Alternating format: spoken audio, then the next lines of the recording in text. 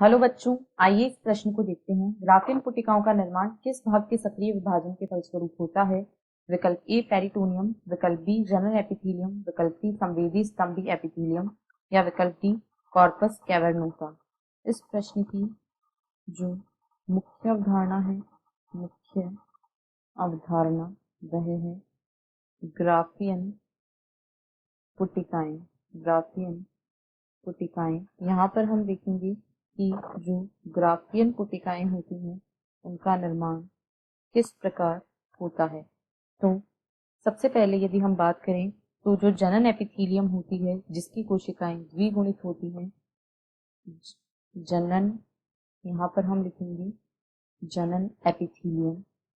जनन एपिथेलियम, इसकी कोशिकाएं द्विगुणित होती हैं और ये लगातार समसूत्री विभाजन, इनमें लगातार समसूत्री विभाजन होता है जिसके फलस्वरूप बहुत सारी ऊगोनियां निर्मित होती हैं।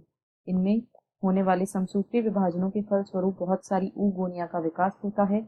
इन ऊगोनिया में से एक कोशिका विभेदित होकर प्राथमिक, इनमें से एक ऊगोनिया विभेदित होकर प्राथमिक ऊसाइट का निर्माण करती है, प्राथमिक ऊसाइट बनाती है और जो बाकी की कोशिकाएं होती हैं वे सभी कोशिकाएं फॉलिकल कोशिकाओं का निर्माण कर लेती हैं।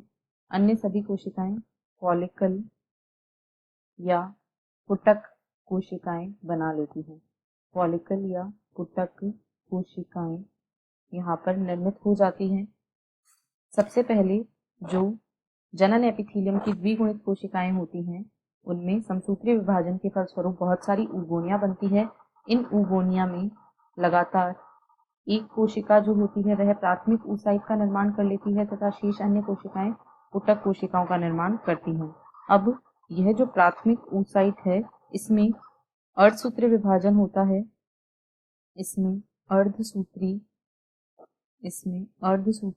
विभाजन होता है जिससे द्वितीयक ऊसाइट बनती है। इससे द्वितीयक ऊसाइट का निर्माण होता है और ये द्वितीयक ऊसाइट जो होती है ये फॉलिकल कोशिकाओं से घिरी रहती है। यह द्वितीयक ऊसाइट फॉलिकल कोशिकाओं से घिरी रहती है। अब जो द्वितीयक ऊसाइट होती है इसमें अर्धसूत्री विभाजन द्वितीय होता है जिसके फलस्वरूप अंडाणु या ओवम का निर्माण होता है तथा अंडाणु या ओवम का निर्माण होता है और साथ ही साथ जो एक ध्रुवीय काय होता है उसका निर्माण हो जाता है। यहाँ पर अंडाणु तथा ध्रुवीय काय का निर्माण होता है।